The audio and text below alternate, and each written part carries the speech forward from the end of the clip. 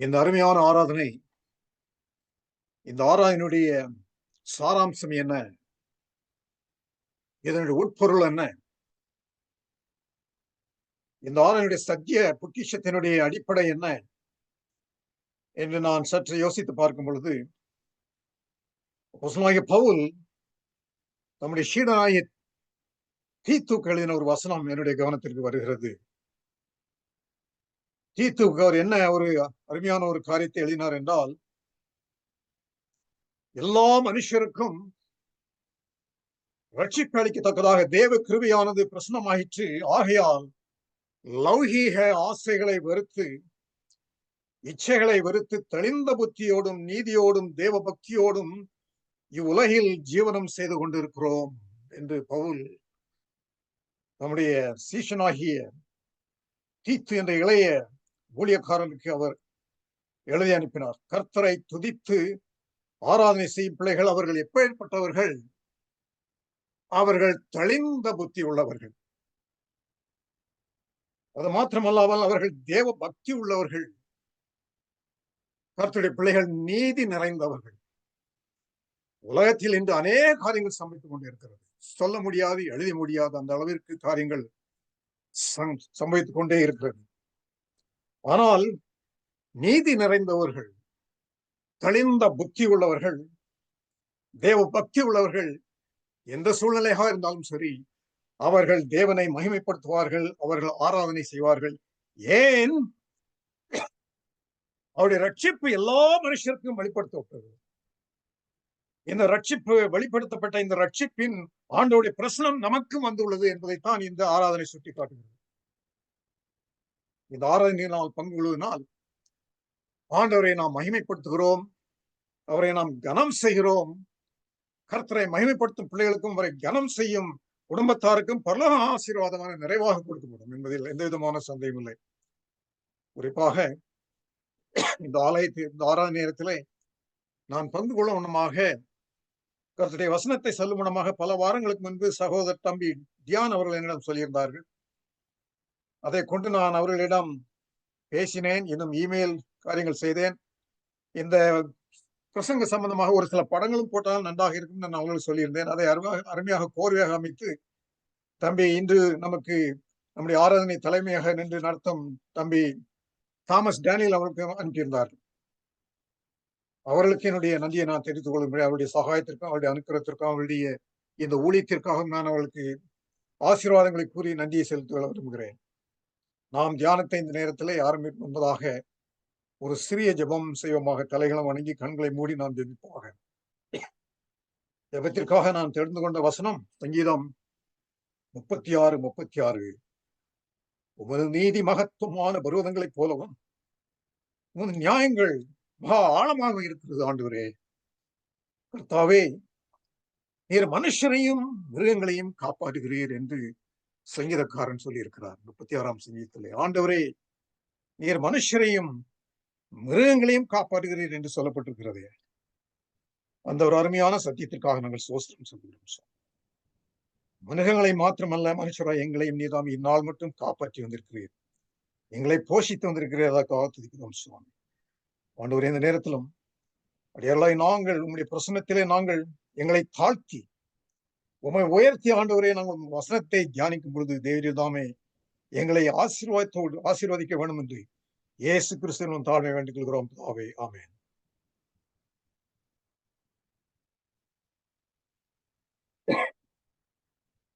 ஆதியாகமம் 1ஆம் அதிகாரம் 28ஆம் வசனம் என்ன சொல்கிறது என்றால், பின்பு தேவன் அவர்களை நோக்கி பலுகி பெருகி பூமியை நிரப்பி அதை கீழ்ப்படுத்தி சமுத்திரத்தின் மச்சங்களையும் ஆகாயத்து பறவைகளையும் பூமியின் மேல் நடமாடுகிற சகல ஜீவ ஜந்துக்களையும் ஆண்டு கொள்ளுங்கள் என்று சொல்லி தேவன் அவர்களை ஆசீர்வதித்தார்.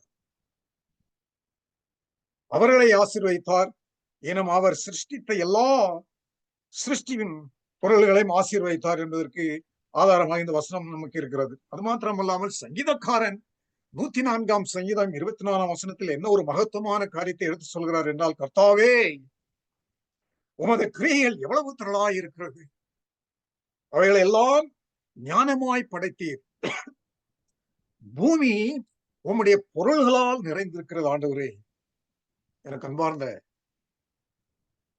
சபை விசுவாசிகளே, சகோதரர்களே, சகோதரிகளே, பூமி கர்த்தரால் சிருஷ்டிக்கப்பட்ட பொருள்களால் நிறைந்திருக்கிறது என்று 104ஆம் சங்கீதம் 24ஆம் வசனத்திலே வாசிக்கிறோம். இன்றைக்கு ஆடுகளும் மாடுகளும் குதிரைகளும் கழுதைகளும் கர்த்தருடைய நிறைந்த பூமி சிருஷ்டிக்கப்பட்ட பொருட்கள் என்பதை நாம் அறிய அவசியமாக இருக்கிறது. நீதிமொழிகள் 12ஆம் அதிகாரம் 10ஆம் வசனத்திலே என்ன சொல்கிறார் என்றால், சாலமோன் ராஜா, நீதிமான் தன் மிருக ஜீவன்களை காப்பான். நீதிமான் தன் மிருக ஜீவன்களை காப்பான் என்று வசனம் சொல்கிறது. மிருக ஜீவன்கள் என்று சொன்ன மாத்திரத்திலே இந்த படத்தில் நீங்கள் பார்ப்பது போல, நான் உயர்நிலை பள்ளி படிக்கும் நாட்களில் 1965, 66, 68 இந்த நாட்களில் என்னுடைய சொந்த ஊரில் படித்துக் கொண்டிருக்கும் பொழுது நான் வளர்க்காத மிருகங்களே கிடையாது. வீட்டிலே ஆடு உண்டு, மாடு உண்டு, கோழி உண்டு, புறா உண்டு, பூனை உண்டு, நாய் உண்டு. ஏனென்றால் மிருகங்கள் என்றால் எனக்கு அவ்வளவு விருப்பம். 2012ஆம் ஆண்டு ஊருக்கு வந்திருந்த பொழுது, இங்கிருந்து அங்க பிரயாணம் செய்து அங்க வந்திருந்த பொழுது, வீட்டு பக்கத்திலே நான் அங்கே நின்று, நம்முடைய கோயில் பக்கத்தில் நின்று இருக்கும் பொழுது, இந்த ஆடுகளையும் இன்னும் மாடையும் நான் காண முடிந்தது. அதை நினைத்தவனாகத்தான் ஒரு சில படங்களை எடுக்க வேண்டும் என்று எனக்கு என்னுடைய தங்கையுடைய மகன் அங்கே இருந்தார். இந்த படங்கள் அவனால் எடுக்கப்பட்ட படங்கள். வசனம் என்ன சொல்கிறது என்றால், பூமியின் ஆண்டவரால் சிருஷ்டிக்கப்பட்ட பொருள்களால் நிறைந்திருக்கிறது. இந்த பொருட்கள் ஆண்டவரால் நமக்கு கொடுக்கப்பட்ட பெரிய ஈவு. அங்கே 2 மாடுகளை நீங்கள் பார்க்க முடியும் என்று நினைக்கிறேன். மாடு என்று சொன்ன மாத்திரத்திலே நான் என்ன வாசித்து அறிந்து கொண்டேன் என்றால், இந்த நாட்டில் தானே, அமெரிக்க நாட்டில் தானே கிட்டத்தட்ட 10 மில்லியன் மாடுகள் தான் பறவை மாடுகள் இருக்கிறதா சொல்லப்பட்டது. எனக்கு கொஞ்சம் ஆச்சரியமா தான் இருந்தது. கடந்த ஆண்டில் தானே 2024ஆம் ஆண்டில் தானே இந்த நாட்டில் கறக்கப்பட்ட, உற்பத்தி செய்யப்பட்ட, வயல்வெளிகளில் பண்ணையாளர்களால் விவசாய பண்ணையிலிருந்து கறக்கப்பட்ட பால் என்ன அளவு என்று நான் அறிந்து கொண்ட பொழுது 225 பில்லியன் பவுண்டுக்கு சமமான பால் இந்த நாட்டில் வந்து மாத்திரம் அங்கே உற்பத்தி செய்யப்பட்டதாக அறிய வந்தேன். ஆண்டவருடைய ஆசீர்வாதம். ஆடுகள் என்று சொன்ன மாத்திரத்திலே ஒரு விசேஷித்த ஜாதி ஆடு மொராக்கோ நாட்டில் இருக்கிறது. மொராக்கோ என்ற நாடு ஆப்பிரிக்காவில் உள்ள நாட்டை பற்றி நாம் கேள்வி. நீங்க பாருங்க, இந்த ஆடுகளை பாருங்க. நம்ம ஊர்ல பூனை தான் மரத்தில் ஏறி நிற்கும். அணில் பூனைகளை மரத்துல பார்க்கலங்க. பாருங்க, இது ஒரு விசேஷித்த ஜாதி ஆடு எங்க மொராக்கோ நாட்டில் தான் இருக்கிறது. இதை பார்ப்பது சுற்றுலா பயணிகள் பெரிய முக்கியமான ஒரு காட்சி என்று நான் அறிந்து கொண்டேன். அது மாத்திரமல்லாமல் இந்த நாட்டிலும் கழுதைகள் அதிகமாக உபயோகிக்கப்படுகிறது. கழுதைகள் அதனுடைய உபயோகம் மிகவும் அதிகம் என்று நாம் அறிந்து கொள்ள அவசியமாயிருக்கிறது. கழுதைகள் என்று சொன்ன மாத்திரத்திலே இங்க பாருங்க, கழுதைகள் சுமைதாங்கும் ஒரு மிருகம். கழுதைக்கு அநேக கலாச்சாரங்களில் வித்தியாசமான கோட்பாடுகள் உண்டு. கிரேக்க கலாச்சாரத்தில் கழுதைகளுக்கு எந்தமே மதிப்பு கிடையாது. எகிப்திய நாட்டில் கழுதைகளுக்கு அதிகமாக ஒரு கனம் செய்தமாக ஒரு மிருகமாக தெரியப்படவில்லை. அவர்கள் கழுதைகள் என்று சொன்ன மாத்திரத்தில் it was a symbol of chaos. Gods and goddesses of chaos என்று அங்கே எகிப்து கலாச்சாரம் கழுதை பற்றி அவர்கள் எழுதியிருக்கிறார்கள். ஆனால் எபிரேயர் கலாச்சாரத்தில் கழுதை ஒரு முக்கியமான ஒரு மிருகமாக நாம் வாசிக்க முடிகிறது, அதை பற்றி அறிய முடிகிறது. கழுதை என்று சொன்ன மாத்திரத்திலே கோவேரி கழுதை என்று நாம் கேள்விப்பட்டிருக்கிறோம், வாசித்திருக்கிறோம். இன்னும் வேதத்தில் கோவேரி கழுதை பற்றி அநேக காரியங்களை பாடுகிறோம். இந்த படங்கள் எல்லாம் கோவேரி கழுதை என்று நான் நினைக்கிறேன். இன்னும் இந்த நம்ம நாட்டில் பக்கத்தில் நேபாள் இந்த மாதிரி இடங்களுக்கு போனா கோவேரி கழுதை என்று சொன்ன மாத்திரத்திலே மியூல் என்று ஆங்கிலத்தில் சொல்கிறோம். அது குதிரைக்கும் கழுதைக்கும் இந்த கலப்பில் பிறந்த அதனால் வரும் ஒரு மிருகம் தான் கோவேரி கழுதை. இது நீங்க என்ன பாக்குறோம்னா, சமீபத்துல 2 நாளைக்கு முன்னால என்னுடைய வேலையில ஒரு வெள்ளக்கார பிள்ளை, ஒரு வாலிய பிள்ளை அங்க போய் வேலை செய்யறவர்கள் என்று நான் கேட்டேன், உனக்கு ஜாங்கினா என்ன தெரியுமான்னு கேட்டேன். ஜாங்கி அவ என்ன சொன்னா தெரியுமா? உடன் பதில், சடன் ஆன்சர், ஒரு செகண்ட் கூட இருக்குல்ல, ஜீப்ரா டாங்கி அப்படின்னு சொன்னா. ஜீப்ரா டாங்கி. இது ஒரு விசேஷமான மிருகம். இது ஆண்டவர் டாங்கி சிருஷ்டித்த மாதிரி நம்ம பார்க்கல. இது மனுஷனால் சிருஷ்டிக்கப்பட்ட வரிக்குதிரையும் கழுதையும் சேர்ந்து அதில் வரும் ஒரு குட்டிதான் ஜாங்கி என்று இங்கு அழைக்கப்படுகிறது. கழுதை என்று சொன்ன மாத்திரத்திலே இன்னும் ஒரு முக்கியமான ஒரு காரியத்தை நாம் அறிந்து கொள்ள வேண்டும். என்ன ஒரு காரியம் என்னவென்றால், கழுதை ஒரு விசேஷமான ஒரு மிருகம். இன்னைக்கு உலகத்துல கிட்டத்தட்ட 48 மில்லியன் கழுதைகள் தான் இருக்கிறதா சொல்லப்படுகிறது. ஆனால் 60 மில்லியனுக்கு மேல அருமையான குதிரைகள் இருப்பதாக சொல்லப்படுகிறது. கழுதை என்று சொன்ன மாத்திரத்துல நமக்கு என்ன, நம்ம நாட்டுல கழுதைக்கு எந்த விதமான ஒரு மரியாதை கிடையாது. இப்போ நீங்க யார் வீட்லயா நாய் வச்சிருக்கீங்க கேட்டீங்கன்னா, நீங்க கையை வைத்துப்பீங்க. ஆடு வச்சிருக்கீங்களா, பால் மாடு வச்சிருக்கீங்களா, கை வைத்துப்பீங்க. யார் வீட்லயும் என்ன இப்ப கழுதை வளர்க்கிறான்னு கேட்டீங்களா, யாராவது கழுதை வச்சிருக்கீங்களா? நான் ஒரு நாள் கழுதை வளர்த்தது கிடையாது. மாடு வளர்த்துருக்கிறேன், ஆடு வளர்த்துருக்கிறேன், பூனை எல்லாம் வளர்த்துருக்கேன். கழுதை வளர்த்ததே கிடையாது அந்த காலத்துல எனக்கு. ஆனா நான் படிக்கும் நாட்களில் கழுதை வளர்க்கும் கழுதை சொந்தக்காரர்கள் எனக்கு ரொம்ப ஃப்ரெண்ட்ஸ். ஒருத்தர் பேரு நட்டார், இன்னொரு பேரு மாடசாமி, இன்னொரு பேரு மந்திரம். இப்பேற்பட்டவர்கள் எனக்கு மிகுந்த நண்பர்களாய் இருந்தார்கள். என்ன ஒரு காரணத்தை நாம் அறிந்து கொள்ள வேண்டும் என்றால், இந்த இன்னும் கழுதையிலிருந்து இன்னொரு காரியத்தை சொல்ல விரும்புகிறேன். நாய் என்று சொல்கிறோம் அல்லவா? அமெரிக்கா நாட்டில் தானே கிட்டத்தட்ட 90 மில்லியன் நாய் இருக்கிறது என்று சொல்லப்படுகிறது. இந்த படத்தை பாருங்க. இதுல ஒரு சின்ன பையன் இருக்க, பேர் போர்டன் ஆலன். என்ன நடந்தது என்றால், போன மாதம் 14ஆம் தேதி இந்த பையன் அரிசோனா என்ற மாநிலத்தில் ஒரு சின்ன கிராமத்தில் வளர்ந்த பையன் திடீரென்று வீட்டிலிருந்து காணாம போயிட்டான். காணா போனால் பீதி, மிகவும் திகிலடைந்தார்கள், பயப்பட்டார்கள். அவனை கண்டுபிடிக்க வேண்டும் என்று மிகவும் முயற்சி நடந்தது. 2 வயது பையன், வீட்டுல விளையாடிக்கிட்டு இருந்த பையன் திடீர்னு காணாம போயிட்டான். 16 மணி நேரம் அவனை காண முடியவில்லை. அப்போ இவனை கண்டுபிடிக்க வேண்டும் என்று போலீஸ்காரர்கள் இன்னும் பல சாரார் சேர்ந்து கிட்டத்தட்ட 40 பேருக்கு மேல அவங்க தேடி பார்த்தாங்க. நைட்ல இரவுல கண்டே பிடிக்க முடியவில்லை. மலைப்பகுதி, வனாந்திர பகுதி, இன்னும் பள்ளத்தாக்கு பகுதி, அரிசோனா என்று சொன்ன மாத்திரத்தில் அவனுடைய பூகோள ரீதியை படி பார்க்கும் பொழுது விஷப்பாம்பு, இன்னும் பல ஜந்துக்கள், ஓநாய்கள், கயோச்சி என்ற ஒரு நாய் உள்ள நிறைந்த இடம். அது மாத்திரமல்லாமல் அங்கே போலீஸ்காரர் அவங்க ஹெலிகாப்டர்ல நைட்ல இரவுல இவனை தேடி கொண்டிருந்த போது 2 மவுண்டன் சிங்கர் மேல பார்த்தாங்க. ஆனா அந்த பையனை கண்டுபிடிக்க முடியல. அடுத்த நாள் காலமே இன்னொரு ரேஞ்ச் 7 மைலுக்கு இவருடைய வீட்டுக்கும் இவனை கண்டுபிடிக்கப்பட்ட இடமும் 7 மைல். இந்த 7 மைல் எப்படி இந்த 2 வயசு பையன் வந்தான்னா இதுவரை பெரிய அதிசயம். யாருமே செய்தியாளர்களுக்கும் அதற்கு சரியான பதில் இல்லை. அப்ப ஏற்கனவே இன்னொரு ரேஞ்ச், அந்த பகுதியில் உள்ள ஒருவர் இந்த செய்தியை அவர் ஏற்கனவே வானொலி செய்தியர்களை கேட்டுக்கொண்டிருந்தார். காலம் 8 மணிக்கு போல அவர் வெளியே போகணும். தன்னுடைய வாகனத்தில் இருந்து அந்த செய்தியை கேட்டு திடீர்னு அவருடைய நாய், இது ஒரு உயர்ந்த ஜாதி நாய். இது பூர்வீகமாக துருக்கி நாட்டில் உள்ள நாய். ரொம்ப விசேஷமானது. சிறு பிள்ளைகளை ரொம்ப நேசிக்கும் நாய். இன்னும் ஆடு மாடுகளை கவனிக்கும் ஒரு நாய் பார்த்தது.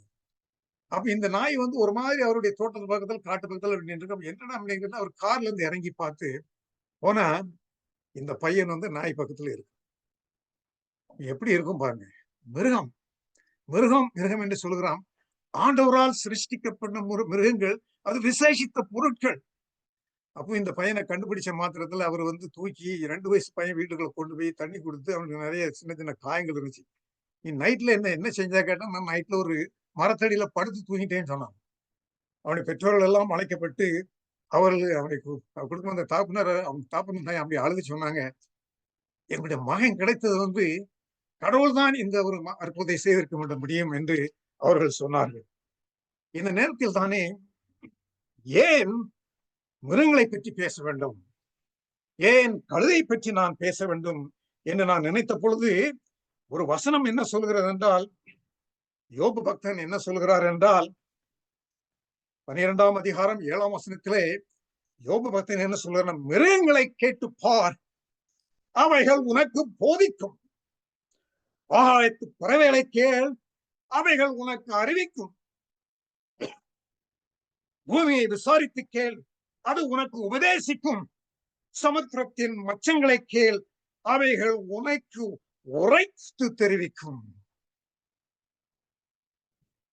ஏன் இன்றைய நேரத்தில், இந்த மாலை நேரத்தில், இந்த ஆராயும் பொழுது கழுதைகளின் ஊழியம் என்று நான் சிந்திக்க விரும்பினேன் என்றால், யோபு பக்தனுடைய அவருடைய வசனம் என்ன சொல்கிறது, கர்த்தரால் அவருக்கு வெளிப்படுத்தப்பட்ட இந்த பூமியில் உள்ள மிருகங்களை பற்றி என்ன சொல்லப்படுகிறது? யோபு என்ன சொல்கிறார்? ஆங்கிலத்தில் சொல்ல போனா, the beast will teach, the fowls of the air will tell you, the earth will teach thee, the fish of the ocean will declare unto thee. உலகெங்கும் போய் நீங்கள் சாட்சியாக பிரசங்கிங்கள் என்று ஆண்டவர் சொன்னார் அல்லவா? இவைகளெல்லாம் இந்த மிருகங்களிடத்தில் நாம் காண முடியும்.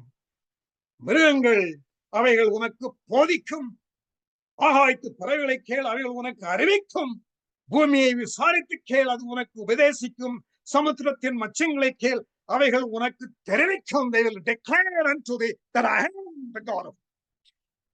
the God Almighty. இந்த ரீதியில கழுதை ஒரு முக்கிய ஒரு இடத்தை பெறுகிறது.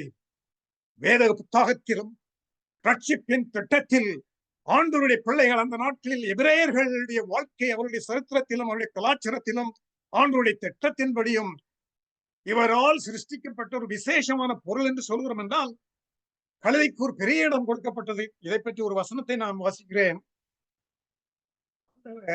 யாத்ரா புத்தகத்திலே மோசே பக்தன் மூலமாக ஒரு காரியத்தை சொன்னார். உன்னை பகைக்கிறவனுடைய சுமையோடு கழுதையை சுமையோடு விழுந்து கிடக்கிறதை கண்டாயாக அதற்கு உதவி செய்யாமல் இருக்கலாமோ என்று சொல்கிறார். அவசியமாக அவனோட அதற்கு உதவி செய்வாக. கழுதையை பற்றி என்ன சொல்றாரு? என்ன சொல்லியிருக்கிறார்? ஒரு கட்டளை என்ன சொன்னாருன்னா, நீ கழுதை சுமந்து அது தடமாறி அது விழுந்து கிடந்தால் கண்ணை மூடிக்கொண்டு போகாத, நீ அவனோடு சேர்ந்து உதவி செய்து அந்த கழுதையை நீ எழுப்பு, தூக்கிவிடு என்று ஆண்டவர் கட்டளை கொடுத்திருந்தார். அந்த ஒரு காரியத்தை முன்னிட்டு கழுதையை பற்றி நாம் சிந்திக்க அவசியமாக இருக்கிறது. மறுபடியும் ஒரு வசனத்தை வாசித்து ஆபிரகாமுக்கும் ஈசாக்குக்கும் உள்ள ஒரு ஒப்பந்தத்தை நாம் அறிவோம். வசனம் என்ன சொல்கிறது என்றால், வெள்ளிக்கு விளைவிடம் உண்டு, பொன்னுக்கும் புடமிடும் ஸ்தலமும் உண்டு, இரும்பும் மண்ணிலிருந்து எடுக்கப்படும், செப்பு நிலத்திலிருந்து உருவாக்கப்படும், உருக்கப்படும் என்று சொல்கிறார். ஆனால் கழுதையை பற்றி நாம் ஏற்கனவே வாசித்தபடி காட்டு கழுதையை பரிசையாய் திரிய விட்டவன் யார்? அந்த காட்டுக்களின் கட்டளை அவிழ்த்தவன் யார்? அதற்கு நான் வனாந்தரத்தை வீடாகவும் உலக நிலத்தை வாசஸ்தலமாக கொடுத்தேன். அது பட்டணத்தின் இறைச்சலை அலட்சிய பண்ணி ஓட்டுகளுடைய கூக்குரலை மதிக்கிறதில்லை என்று வசனம் சொல்கிறது. ஒரு சமயத்துல என்ன வாசித்தேன் என்றால், இந்த பிரசங்கத்து சம்பந்தமாக நான் என்ன அறிந்து கொண்டேன் என்றால், பாகிஸ்தான் ஏனம் இந்தியா நாடுகளில சமீபத்தில் ஒரு சில வருஷங்களுக்கு முன்னால கிட்டத்தட்ட 4 மில்லியன் அந்த 4 மில்லியன் கழுதைகளை காண முடியவில்லை. என்ன நடந்தது என்றால், நம்ம நாட்டில் இருந்தும் இணைய பக்கத்து நாடுகளில் இருந்தும் எங்க போறதா சைனாவுக்கு அனுப்பப்படுகிறது. சைனாவில் என்ன செய்யறாங்க? ஒரு விதமான மருந்து பொருட்கள் கழுதையிலிருந்து செய்யப்படுகிறது, தயாரிக்கப்படுகிறது. அதனுடைய எலும்பிலிருந்தும் இன்னும் தசைகளிலிருந்தும் ஜெலட்டின் என்று சொல்லுவாங்க ஒரு விதமான மருந்து வகைகள் அங்கே தயாரிக்கிறார்கள் என்று கேள்விப்பட்டேன், அறிந்து கொண்டேன். இதை முன்னிட்டு இப்பொழுது பாகிஸ்தான்ல பெரிய பெரிய கழுத பண்ணைகள் ஆரம்பிக்கிறாங்க. ஏன்னா பணம். எனக்கு அன்பார்ந்த விசுவாசிகளே, ஆண்டவர் இந்த கழுதையை எந்த விதமாக அவர் உபயோகித்தார்? கழுதை என்ன நமக்கு என்ன நினைக்கிறோம்? கழுதை ஒரு முட்டாத்தனமான ஒரு மிருகம். கழுதையை பற்றி நாம் படித்து பார்க்கும் பொழுது ஒரு விசேஷித்த ஆண்டவர் சிருஷ்டித்த மிருகங்களிலே ஒரு விசேஷித்த ஒரு மிருகம். அதற்கு இதனுடைய புத்தி மிகவும் கூர்மையான புத்தி உள்ளது. ஒரு இடத்திற்கு அதை கொண்டு போயிருந்தால் 25 வருஷம் ஆனாலும் அந்த இடத்தை மறக்காதான். நீங்க படித்திருப்பீர்கள், கேள்விப்பட்டிருப்பீர்கள், வாசித்திருப்பீர்கள். நான் ஒரு சில வருடங்களுக்கு என்ன வாசித்தேன்னா, நம்ம நாட்டுக்கும் பாகிஸ்தான் பக்கத்திலும் பெரிய ஒரு சம்பவித்த பூமி எரிச்சினால அநேக கழுதைகள் செத்து போச்சான். நம்ம ராணுவத்திலும் சில ராணுவங்களில் சில நாட்டில் ராணுவங்கள் கழுதையை உபயோகிக்கிறார்கள். இன்றைக்கும் யுக்ரைன் ஏன்னா ரஷ்யா நம்ம நாடுகள் கழுதைகள் அங்க ராணுவத்தில் இருக்கிறதா கேள்விப்பட்டேன்னா, மோட்டார் வண்டி போக முடியாத இடத்துக்கு கழுதைகள் தான் நம்ம இந்த பொருள்கள் அனுப்ப முடியும். அதற்கு அந்த விதமான ஒரு அறிவு உண்டு, தன்மை உண்டு, குணம் உண்டு என்பதை நாம் அறிந்து கொள்ள அவசியமாக இருக்கிறது. ஏனும் கழுதை பற்றி நாம் என்ன வாசிக்கிறோம், என்ன ஒரு காரியத்தை நாம் அறிந்து கொள்ள வேண்டும் என்றால், அது செய்த ஒரு பெரிய நன்மை என்ன, ஆண்டோடைய பிள்ளைகளுக்கு கொண்டு வந்த ஆசீர்வாதம் என்ன, அதனுடைய ஊழியம் என்ன, இதை நாம் எங்கே வாசிக்கிறோம் என்றால், ஆதியாகம புத்தகம் 22ஆம் அதிகாரத்திலே முக்கியமான வசனத்தை நாம் வாசிக்க முடிகிறது. ஆதியாகமம் வாசிக்கிறேன். ஆபிரகாம் அதிகாலையில் எழுந்து தன் கலையின் மேல் சேனை கட்டி தன் வேலைக்காரர்கள் 2 பேரையும் விறகுகளையும் பிளந்து தேவன் சொன்ன இடத்திற்கு போனான். 3 நாள் பிரயாணம் ஈசாக்கும் அவர்களும் சென்றார்கள். ஆபிரகாமுக்கு ஆண்டவர் சொன்ன கட்டளை என்ன? அவர் வானத்தில் இருந்து பேசிய ஒரு சங்கதி என்ன?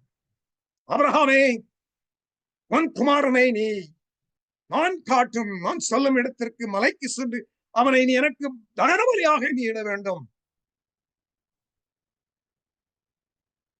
இந்த தகனபலி செய்வதற்கு, அந்த ஆராதனையை செய்வதற்கு,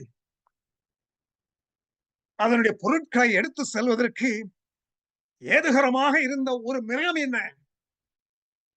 அதற்கு ஊழியக்காரனாக அமர்த்தப்பட்ட தெரிந்து கொள்ளப்பட்ட ஒரு மிருகம் என்ன? குதிரை அல்ல, தாழ்மையான மிருகம், கழுதை. கழுதை. ஈசாக்கு யார்? இயேசு கிறிஸ்துவை சுட்டிக்காட்டிய ஒரு குமாரன். வாக்குத்தத்தினால் பிறந்தாரே, நீ ஒரு குமாரனை பெறுவாய் என்று புருஷனை அறியாத கன்னிகைக்கு வாக்குத்தம் கொடுக்கப்பட்டது அல்லவா? தேவதூதன் பரலோகத்திலிருந்து பேசினார் அல்லவா? அவ்விதமாக கற்பம் இனிமேல் இல்லை. கற்பத்தடை கொண்டிருந்த இனிமேல் மலடி என்று அழைக்கப்பட்ட சாராளுக்கு கொடுக்கப்பட்ட வசனம் என்ன? வாக்கு என்ன? தீர்க்க தரிசனம் என்ன? குமாரனை பெறுவாள். ஆசீர்வாத புத்திரனாக பிறந்த ஈசாக்கு, இயேசு என்று பிறந்த புத்திரனாக இருந்த இயேசு கிறிஸ்து, இவளெல்லாம் சுட்டி காட்டியது கழுதை. கழுதையின் மேல் விறகை ஏற்றினார்கள். தொடர்ந்து விறகு ஏற்றப்பட்டது அல்லவா? ஒரு நாள் வரும், நூற்றுக்கணக்கான ஆண்டுகளுக்கு பிறகு எம்பெருமான இயேசு கிறிஸ்துவானவர், அவர் தன்னுடைய தலையில், தன்னுடைய சரீரத்தில் அவர் கரடு முரடான கட்டைகளால் கட்டப்பட்ட சிலுவையை அவர் சுமந்து செல்வார் என்று தான் சுட்டி காட்டுகிறது. 3 நாள் சென்ற பிறகு ஆபிரகாம் நோக்கி பார்த்த பொழுது அவன் இடத்தை கண்டான். என்ன சொன்னான்? தன்னுடைய வேலைக்காரர்களை பார்த்து, நீங்கள் தங்கியிருங்கள், இங்கே இருந்துங்கள், நானும் என் மகனும் சென்று நாங்கள் ஆண்டவரை ஆராதித்து வருகிறோம் என்று சொன்னார் அல்லவா? இயேசு கிறிஸ்துவானவர் என்ன சொன்னார்? அவர் கெத்செமனே தோட்டத்தில் சீடர்கள், நீங்கள் இங்கு தரித்திருந்து ஜெபணுங்கள் என்று 2 பேரை எழுத்து சென்றவர் தனியாக ஆண்டவரோடு மன்றாடினார். அபிரகாய குமாரன் ஈசாக்கு கேட்டான், என் தகப்பனே, பலிபீடத்தில் எல்லாம் நமக்கு ஆயத்தமா இருக்கிறது, ஆட்டுக்குட்டி எங்கே என்று கேள்வி கேட்டார் அல்லவா? கேட்டான் அல்லவா? எங்கே ஆட்டுக்குட்டி? ஆண்டவராய் இயேசு கிறிஸ்துவான பிதாவாயுடைய குமாரன் ஈசாக்கு என்று அழைக்கப்பட்ட ஆபிரகாம் ஈசாக்கை பெற்றார். ஈசாக்கு என்று நாம் அந்த தாவீதின் வம்சத்தில் பிறந்த மகன் இயேசு கிறிஸ்து, அவர் கல்வாரி சிலுவையில் தொங்கியிருக்கும் பொழுது அவர் என்ன கேட்டார்? என் தேவனே, என் தேவனே, ஏன் என்னை கைவிட்டீர்? இதெல்லாம் சுட்டி காட்டிற்று. ஆபிரகாம் அதிகாலையில் எழுந்து தன் கழுதையின் மேல் சேணம் கட்டி அவன் பிரயாணம் செய்தான். அப்படியே இருந்து ஆபிரகாமுடைய கழுதையிலிருந்து மறுபடியும் சொல்லப்படும் காரியம் என்னவென்றால், யாக்கோபு, ஏசா என்பவர்களை நாம் அறிவோம். யாக்கோபு, ஏசா என்பதை பற்றி நாம் அறிவோம். யாக்கோபு செஞ்சது ஒரு பெரிய வஞ்சகம். தன்னுடைய சொந்த சகோதரன், சிரேஷ்ட புதல்வன் என்று அழைக்கப்பட்ட அவனுடைய சொந்த சகோதரனை தாயினுடைய பேச்சை கேட்டு, தாயினுடைய சூழ்ச்சியினால் அவன் ஏமாற்றி வஞ்சித்து அவன் அவன் ஆசீர்வாதத்தை பெற்று அவன் மறுபடியும் அவன் மறைந்து சென்றான் பல ஆண்டுகள். மறுபடியும் காலம் வந்தது, நாட்கள் வந்தது. தன்னுடைய மாமனாருக்கு அவன் வேலை செய்தான், அடிமை போல் வேலை செய்தான், சம்பாதித்தான், பொருளை சேர்த்தான், மனைவி பிள்ளைகளை கொண்டான், பிள்ளைகளை பெற்றான், ஆசீர்வதிக்கப்பட்டான். அவருடைய மிருகங்கள் அங்கே அதிகரித்தது. மறுபடியும் லாபானுடைய வீட்டிலிருந்து நான் செல்ல வேண்டும், என்னுடைய குடும்பத்தை பார்க்க வேண்டும், என்னுடைய சகோதரி சந்திக்க வேண்டாம், பயங்கரமான பயம். அந்த நேரத்துல வசனம் சொல்கிறது என்றால், மிகவும் பயந்திருந்தான். அவன் சமராசி அடைய வேண்டும், சமாதானம் செய்ய வேண்டும் என்று அவன் அறிந்த பொழுது அவன் என்ன ஒரு செய்தியை சொல்லி அனுப்பினான்? எனக்கு எருதுகளும் கழுதைகளும் எருதுகளும் வேலைக்காரிகளும் அநேகர் உண்டு, உங்களுடைய கண்களில் எனக்கு தயவு கிடைக்க வேண்டும்.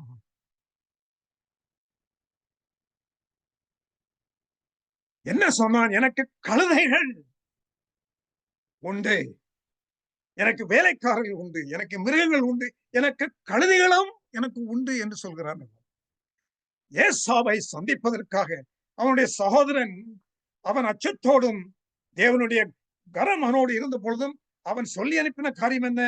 என் ஆண்டவனே, என்னுடைய சகோதரனே, எனக்கு கழுதைகள் உண்டு, எனக்கு எருதுகள் உண்டு, எனக்கு மிருகங்கள் உண்டு. அங்கே ஒரு சம்பவித்த காரியம், கழுதைகளோடு அவன் சந்தித்த பொழுது என்ன ஒரு பெரிய ஒப்புரவு நடந்தது. மன்னிப்பு. கழுதைகளை அவன் கொண்டு அவன் கழுதைகளோடு தன்னுடைய சகோதரனை சந்தித்த பொழுது கருணை காட்டப்பட்டது. Grace, peace, forgiveness, reconciliation. இதற்கு சாதகமா இருந்த ஒரு மிருகம் என்ன? கழுதையும் எனக்கு உண்டு என்று சொல்லி நான் அனுபவம். எனக்கு அன்பார்ந்த விசுவாசிகளே, கழுதையை பற்றி என்ன சொல்கிறேன் என்றால், கழுதை மிகவும் ஒரு விசுவாசத்தன்மையுள்ள ஒரு மிருகம். என்ன வேத கருத்தாளர் என்ன சொல்ல? It represents peace, loyalty. மறுபடியும் ஆதியாகமம் புத்தகம் 42ஆம் அதிகாரத்திற்கு நம்மை திருப்புவோம். யோசேப்பின் குமாரர்கள், உங்களுக்கு தெரியும் நமக்கு கதை. இஸ்ரவேல் தேசத்தில் பஞ்சம், சாப்பாட்டுக்கு வழி இல்லை, வயிற்று பட்டனை, தானியங்கள் கிடையாது, கோதுமை கிடையாது, எந்த விதமான பொருட்களும் இல்லை. ஆனால் எகிப்தில் அங்கே வளர்ச்சி, செழிப்பு, தானியங்கள் கிடைக்கும் என்ற செய்தி கேட்ட மாத்திரத்தில் அவர்கள் தன்னுடைய தாப்பனால் யாக்கோபினால் அனுப்பப்படுகிறார்கள். யாக்கோபின் புத்திரர்கள் 10 பேர். அந்த நேரத்துல நடந்த சங்கதிகள் உங்களுக்கு தெரியும். யோசேப்பை சந்தித்தார்கள். மறுபடியும் அவர்களுக்கு கொடுக்கப்பட்டது. ஒரு இடத்துல நம்ம என்ன வாசிக்கிறோம் என்றால், யோசேப்பின் கட்டளைப்படி தானியம் அவருடைய சகோதரருக்கு அளிக்கப்பட்டது. அவர்கள் அந்த தானியத்தை தங்கள் கழுதைகள் மேல் ஏற்றி கொண்டு போனார்கள். பாருங்க, கழுதைக்கு எவ்வளவு முக்கியத்துவம் இருக்கு. அங்க வந்தது கழுதை பாருங்க, 600, 700, 800 மைல், கிட்டத்தட்ட 1000 மைல் இருந்திருக்கலாம். அவங்கள்ட்ட எடுத்த பாடம் எந்த பாதையில் வந்தாங்களோ தெரியல. இஸ்ரவேல் தேசத்திலிருந்து எகிப்து தேசத்திற்கு எத்தனையோ நூற்றுக்கணக்கான மைல்கள் கடந்து அவர்கள் வந்தார்கள். தானியங்களை வாங்கி கொண்டு அவர்கள் கழுதையின் மேல் தங்களுடைய தானிய சாக்கிலை ஏற்றி கொண்டு போனார்கள். பசி தீர வேண்டும், பட்னி தீர வேண்டும் என்று அவர்கள் மலைகுண்டுகளை தாண்டி பள்ளத்தாக்குகளை கடந்து கழுதை மேல் வந்தார்கள் என்பதை நாம் வாசிக்கிறோம். மறுபடியும் என்ன, ஒரு இடத்துல அவங்க திரும்பி போகும்போது வசனம் என்ன சொல்கிறது என்றால், தங்குகிற இடத்திலே ஒருவன் தன் கழுதைக்கு தீவனம் போட தன் சாக்கு திறந்த போது சாக்கின் வாயிலை தன் பணம் இருக்கிறதை கண்டான். போற வழியில நடந்த சம்பவம் என்ன? கழுதையை அங்கு அவர்கள் கட்டி ஒரு இடத்துல தீவனம் போடும் என்று அங்க சாக்கு திறந்த பொழுது சாக்குல இருந்துச்சு என்னது? அங்கே அவங்க கொண்டு வந்த பணம் அங்க இருந்துச்சு. பெரிய அதிர்ச்சி, பெரிய திகில். என்னப்பா, ஏற்கனவே நமக்கு வாழ்நாள் முழுதும் பிரச்சனை, இது வேற தலையிடியா என்று அவர்கள் சஞ்சலப்பட்டார்கள். இதனுடைய கதை நமக்கு தெரியும். மறுபடியும் தகப்பனை சந்தித்து அவர்கள் பென்யமீனோடு வர வேண்டியது இருந்தது. பென்யமீனை தன்னுடைய சகோதரனை பார்த்த பொழுது வசனம் என்ன சொல்லுது?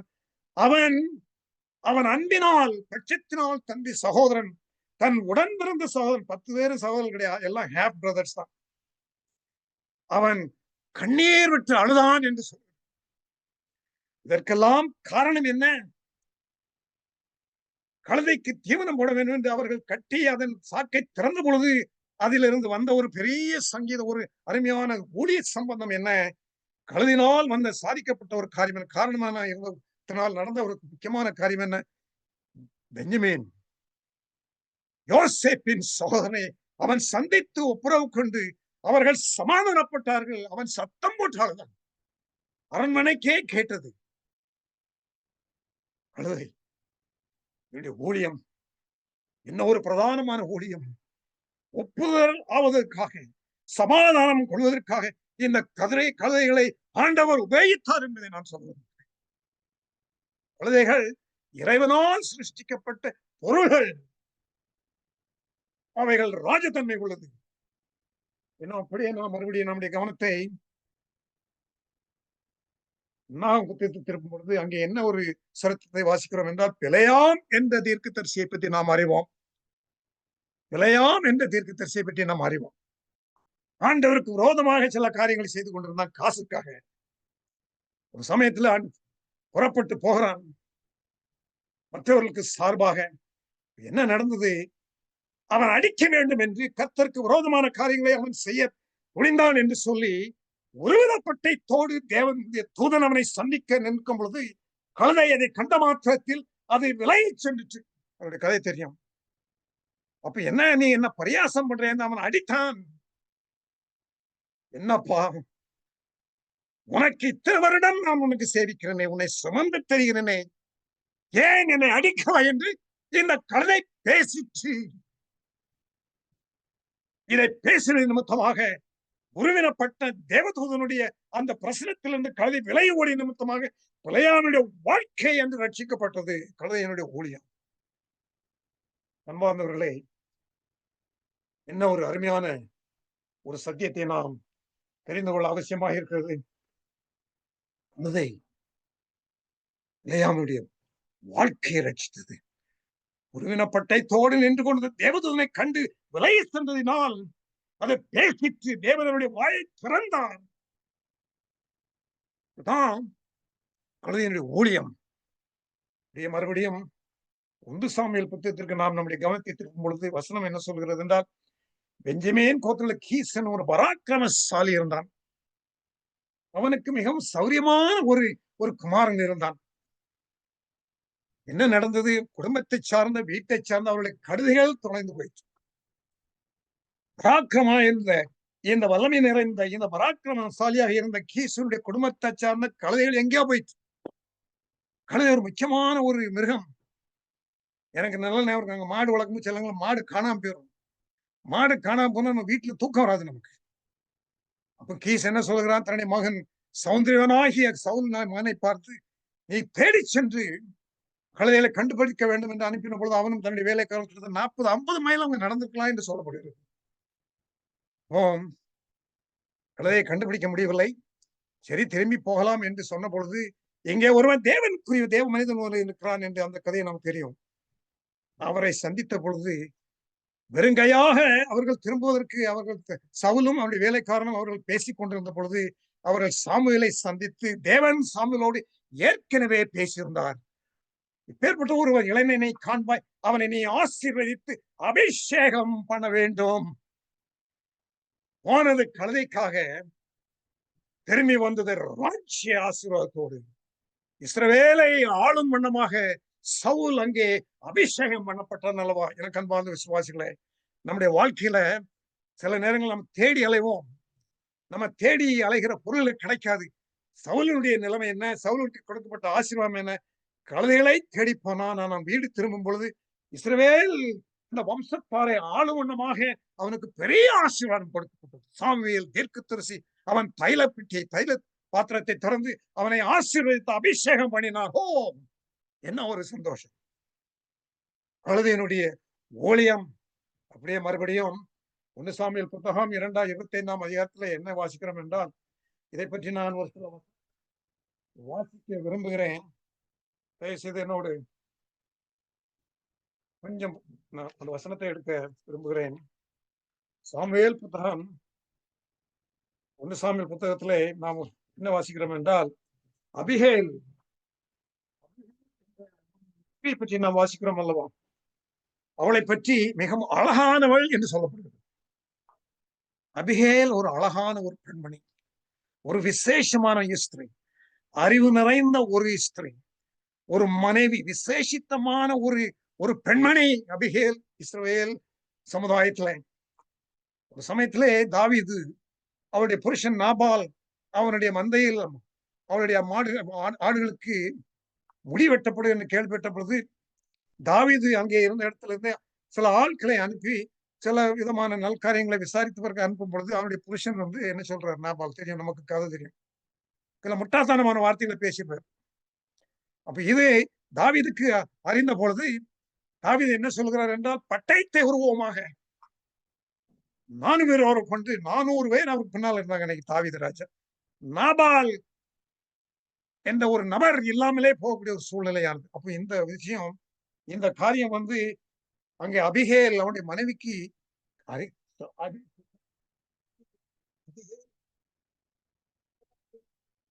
புறப்பட்டு அவள் அப்பங்களையும் அவள் திராட்சை வற்றல்களையும் அவள் சேகரித்து அவள் என்ன சொல்வார், கழுதையின் மேல் சேணம் கட்டி தாவீதை போய் சந்திகள் என்று அவளுடைய வேலைக்காரன் மாத்திரமல்ல, அவளும் கழுதையில் ஏறி துரிதமாக சென்று, வசனம் சொல்கிறது, வேகமாக சென்று என்னுடைய கணவன் அவன் மறிக்கலாகாது, அவன் ரட்சிக்கப்பட வேண்டும் என்று தாவீதை சந்திப்பதற்காக கழுதையில் ஏறி துரிதமாக சென்று தாவீதை கண்டு அவள் சாஷ்டாங்கமாக விழுந்து, என் ஆண்டவனே, என் கணவன் பேலியாளின் மகன், அவன் நீர் மன்னிக்க வேண்டும் என்று சொல்லி அழுது அவள் கழுதையில் மேல் ஏற்றிக் கொண்டு எல்லா பொருட்களையும் அவனுக்கு வெகுமதியாக அளித்து சமாதானம் படுத்தினாலே. என்ன ஒரு பெரிய ஊழியம்! கழுதை கழுதை அப்படியே தாவீதை பற்றி வசனம் என்ன சொல்கிறது என்றால், சாமுவேலின் புத்தகம் 16ஆம் அதிகாரம் 20ஆம் வசனத்திலே, இதோ தாவீது ராஜா ஒரு வல்லமையான ஒரு சுரமண்டலக்காரன், கிரேட் மியூசிஷியன், இசையாளன். சவுலுக்கு அவனுடைய நிலை சரியானதுனால அவனுக்கு வந்து இந்த இசை கருவிகளை வாசிப்பதற்காக அவனுடைய பெயர் சொல்லப்பட்ட பொழுது, அதை அறிந்த பொழுது அவனுடைய தகப்பனார் என்ன செய்கிறார் என்றால், அப்பொழுது ஈசாய் அப்பத்தையும் துருத்தியையும் திராட்சரசத்தையும் வெள்ளாட்டு குட்டியும் கழுதின் மேல் ஏற்றி தன் குமாரனை தாவீதின் வசமாய் சவுலுக்கு அனுப்பி வைத்தான். கழுதின் மேல் ஏற்றி அப்பம், திராட்சரசம், வெள்ளாட்டு குட்டி கழுதின் மேல் ஏற்றி. இது என்ன ஒரு காரியத்தை குறிக்கிறது என்றால், பல ஆண்டுகளுக்கு பிறகு, 900 ஆண்டுகளுக்கு பிறகு ஆண்டவராய் இயேசு கிறிஸ்துவானவர் அவர் கழுதையின் மேல் ஏறி வருவார். அவர் அது என்ன குறிக்கிறது? என்ன ஒரு ஆவிக்குரிய காரியத்தை வெளிப்படுத்துகிறது என்றால், அவர் அப்பம், பரலோகத்தின் அப்பம் அங்கே இருந்தது, திராட்சரசம் இருந்தது, வெள்ளாட்டு பொருள் அங்கே இருந்தது. அவர் அடிக்கப்படும், அவர் ஆடுக்குட்டி, அவருடைய ரத்தம் சிந்தும், அதை குறிப்பது என்ன? திராட்சரசம். இந்த பொருட்களை ஈசாய் கழுதையின் மேல் ஏற்றி அவன் அனுப்பினான் என்று வாசிக்கிறோம். மறுபடியும் சகரியா தீர்க்க தரிசனம் 9ஆம் அதிகாரம் 9ஆம் வசனத்திலே என்ன வாசிக்கிறோம்? சீயோன் குமாரத்தியை மிகவும் கலிகூறு, எருசலேமின் குமாரத்தியை கம்பீரி, இதோ உன் ராஜா உன் அண்டை வருகிறார், அவரது நீதி உள்ளவரும் ரட்சகரும் தாழ்மை உள்ளவர் என்று வாசிக்கிறோம் அல்லவா? ஆண்டவராகிய இயேசு கிறிஸ்துவானவர் பரலோகத்தின் அப்பம், ரத்தத்தை சிந்தும் அவர் கழுதையின் மேல், இதோ எருசலேமின் மேல் அவர் ஒரு சமயத்திலே என்ன வாசிக்கிறோம்? அதுக்கு முன்னால பெத்லகேமில் இருந்து மிகவும் ஒரு பாரமான நேரம், மரியாள் அங்கே நாசரேத்து ஊரிலிருந்து பெத்லகேமுக்கு செல்லும் ஒரு சூழ்நிலை பற்றி நாம் கழுதையின் மேல் தான் சென்றிருக்க வேண்டும். இதே இயேசு கிறிஸ்துவானவர் அவர் ஊழியத்தை முடிக்கும் முன்னமாக எருசலேம் பட்டணத்திற்குள்ள எப்படி பிரவேசித்தார்? இதோ உன் ராஜா வருகிறார், சீயோன் குமாரத்தியே என்று சொல்லுகிறோம். எனக்கு அன்பார்ந்த விசுவாசிகளே, ஆண்டவர் கடைசி நாட்களிலே அவருடைய வாழ்க்கையில என்ன நடந்தது என்றால், இதோ அவர் ஒரு கழுதை குட்டியின் மேல் வருவார் என்று நாம் வாசிக்கிறோம் அல்லவா? 21ஆம் அதிகாரம் 1ஆம் வசனம், கழுதையை பற்றி ஆண்டவர் சொன்னார் அல்லவா? இதோ நல்ல சமாரியனை பற்றி நாம் அறிந்திருக்கிறோம். அவன் தன்னுடைய சொந்த வாகனத்தில் அவன் ஏற்றி இந்த சமாரியனை, அந்த மற்றவனை, அடிபட்ட அந்த நபரை அவனுக்கு எவ்வளவு ஒரு பெரிய சேவை செய்தான், தன்னுடைய சொந்த வாகனத்தில் ஏற்றி கொண்டு சத்திரத்தில் சேர்த்தான் என்று வாசிக்கிறோம். அந்த தேவன் அவர் மிகவும் மகிழ்ச்சியோடும் உன்னதத்தோடும், இதோ வருகிறார் சீயோன் குமார்த்தே, நீ களிகூறு, ஓசன்னா ஓசன்னா என்று அங்கே நாம் அவர்கள் சொல்லி அவர்கள்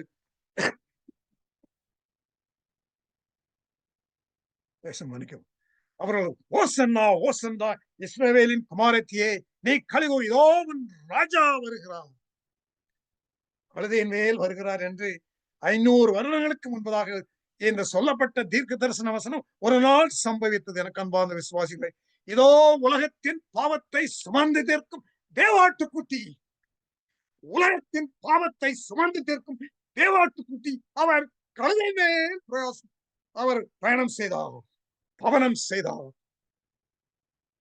கழுதையின் ஊழியம். எனக்கு அன்பார்ந்தவர்களே விசுவாசி, கழுதையின் மேல் சவாரி செய்து அவர் அவர் இதோ வருகிறார் என்று சொன்ன கர்த்தர், ஆபிரகாம் உடைய குமாரன் என்ன ஒரு ஒரு ஆவிக்குரிய ஒரு ஒரு தீர்க்கதரிசன ஒரு சத்தியத்தை அவனுடைய கதை சொல்கிறதோ அது நிறைவேறிற்று. கல்வாரி மலையில் சென்று அவர் கழுதை சுமந்தது போல அவர் அவர் சிலுவையை சுமந்து அந்த மலையில் சென்று குன்றில் சென்று தம்முடைய வாழ்க்கையை நமக்காக அவர் கொடுத்தார். ரத்தம் சிந்தினார். இதோ அவர் ராஜாதி ராஜவா கர்த்தாதி கர்த்தராக மிகவும் சீக்கிரமாக வர இருக்கிறார். அதற்காக கழுதையின் மேல் ஏறி சென்ற கர்த்தருடைய வருகைக்காக நாம் காத்திருப்போமாக. அவருடைய பிரசனத்திற்காக நாம் காத்திருப்போமாக. ஏற்கனவே நாம் வாசித்தபடி தெளிந்த புத்தியோடும் அவருடைய பிரசனம் வந்துச்சு 2000 ஆண்டுகளுக்கு முன்பதாக. இன்னும் அவருடைய தெய்வீக மகிமையான பிரசனம் வர இருக்கிறது. அதற்காக நாம் காத்திருந்து கழுதையை போல் நாம் நம்மை தாழ்த்தி எப்பேற்பட்ட எந்த ஒரு ரீதியில் இந்த கழுதை கர்த்தருடைய ஊழியத்தில் ஈடுபட்டிருந்ததோ அதே விதமாக நாம் கழுதைக்கு சமானமாக நம்மை தாழ்த்தி ஆண்டவர் நமக்கு கொடுத்த அறிவை வைத்து சிந்தித்து அவரை நாம் சேவிப்போமாக, ஊழியம் செய்வோமாக. அதனால் நமக்கு மிகவும் உன்னதமான ஆசீர்வாதங்கள் கொடுக்கப்படும் என்பதற்கு எந்த விதமான சந்தேகமில்லை. அப்பேற்பட்ட கிருபைகளை தேவன் தாமே நமக்கு நல்வாராக. ஆமென்.